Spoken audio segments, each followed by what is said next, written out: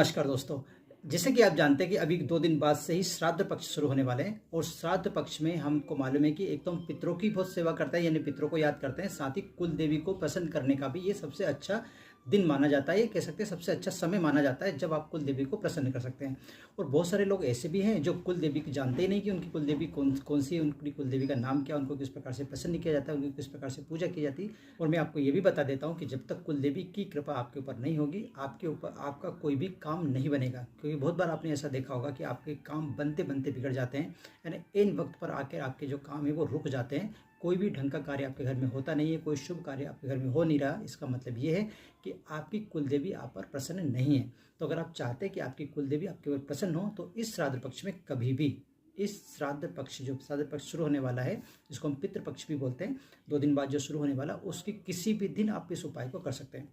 उपाय बहुत छोटा सा है, बहुत साधारण सा उपाय है। आप बहुत आसानी से अपनी कुल देवी को प्रसन्न कर सकते हो। करना क्या होगा उसके लिए मैं आपको बता देता हूँ कि एक आपको सुपारी लेना है। जैसे मैंने एक सुपारी ले रखी है, आप इससे बड़ी सुपारी भी ले सकते हैं।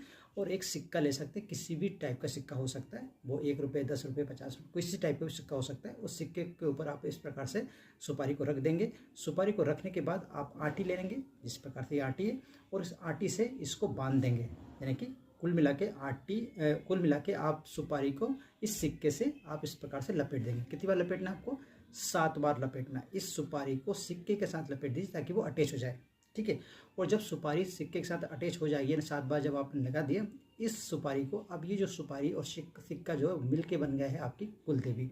अगर आपको अपनी कुल देवी के बारे में नहीं पता है तो आप कुल देवी बोलते जाइए और इसको लपेटते जाइए। अगर आपको पता है कि आपकी कुल देवी कौन सी है तो उनका नाम बोलते हुए आप इसको लपेटते जाइए। ठीक है। कुल देवी का नाम अगर मालूम है तो कुल देवी का नाम लेते हुए आपको 7 बार लपेटना है। नहीं मालूम है तो कुल देवी बोलते हुए या ओम कुल देवी नमः बोलते हुए आप इसको 7 बार लपेट सकते हो। लपेटने के बाद सिक्का, सुपारी और ये मौली, जो तीनों चीज़ें हैं, उसके सहित आप अपने मंदिर में, जो घर में जहाँ पर आप पूजा करते हो, वहाँ पर आप उसको स्थापित कर दीजिए।